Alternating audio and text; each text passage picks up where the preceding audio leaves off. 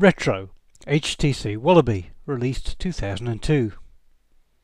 The HTC Wallaby name may be unfamiliar, but this early smartphone is perhaps more familiar as the O2 XEA, QTech 1100, Siemens SX56, T-Mobile MDA, or any one of several other carrier or OEM branded names.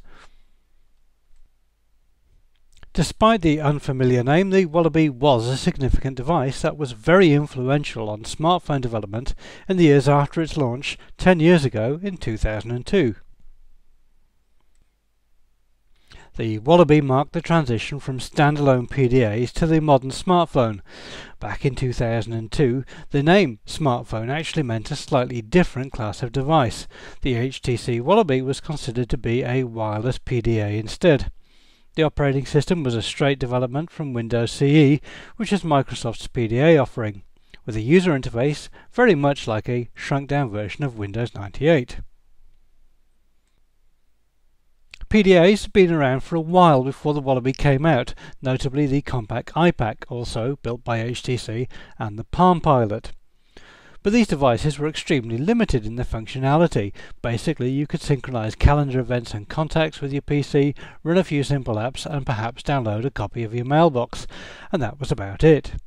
The Wallaby allowed you to read email on the go, access the web, and of course make phone calls, all without needing to connect it to a PC at all. Despite being 10 years old, the Wallaby is still somewhat usable as a smartphone.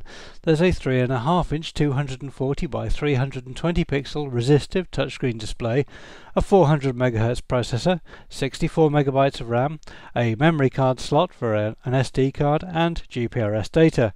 There's no 3G support, Wi-Fi, GPS, Bluetooth, or even a camera, but all the basic functions are here.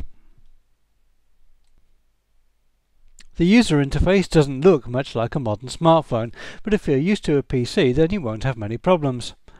One shock with pre-iPhone devices such as the Wallaby is having to use scroll bars to move up and down through a long page, and the fairly basic resistive display isn't nearly as responsive as a modern capacitive screen.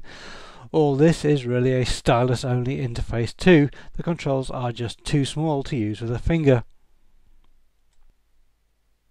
If you wanted one of these SIM-free in 2002, then you would certainly have to have had deep pockets, as the Wallaby cost in the region of €1,000 or £650 at the time, roughly comparable in price to a top-spec iPhone today.